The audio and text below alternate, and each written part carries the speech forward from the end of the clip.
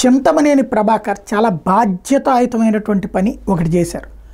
ఏంటయ్యా అంటే కేంద్ర ప్రభుత్వపు సబ్సిడీలతో రాష్ట్రంలో ప్రతి ప్రాంతంలో కూడా రైతులు వినియోగించుకోవడానికి వీలుగా కొన్ని వెరైటీస్ ఇస్తారు, ఆధునిక యంత్రాలు.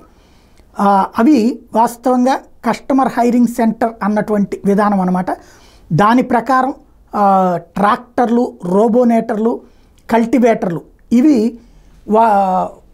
రైతులకి అద్దెకివ్వాలి. ఎందుకంటే ఇప్పుడు రైతు కూలీలు దొరకనటువంటి స్థితిలో వ్యవసాయం నాశనం కాకుండా కేంద్ర ప్రభుత్వం తీసుకొచ్చినటువంటి విధానం.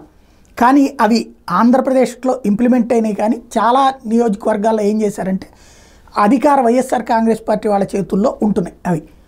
అవి వాళ్ళు ప్రభుత్వానిలాగా కాకుండా అది వాళ్ళ సొంతది దానిలాగానే తిప్పుతున్నటువంటి పరిస్థితిలో దెందులూరుకి సంబంధించినటువంటి శాసనసభ్యుడు చింతమనేని ఏడీయూ సుబ్బారావు మండల వ్యవసాయ అధికారి ప్రియాంకలను ప్రశ్నించారు మొన్న వెళ్ళి.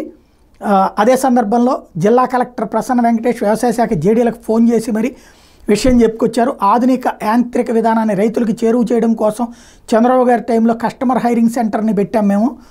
అది కాస్త ప్రభుత్వ ఆస్తుల్ని, రైతుల హక్కుల్ని పక్కదారి పట్టించేసి వ్యక్తులు వాడేసుకుంటున్నారు. అవి తీసుకొచ్చి ఇక్కడ పెట్టి అందుబాటులోకి తీసుకురావాలన్నటువంటిది తేల్చి చెప్పారు. తద్వారా రైతులకి అందుబాటులోకి తీసుకొచ్చేటటువంటి ప్రయత్నం ప్రారంభించారు.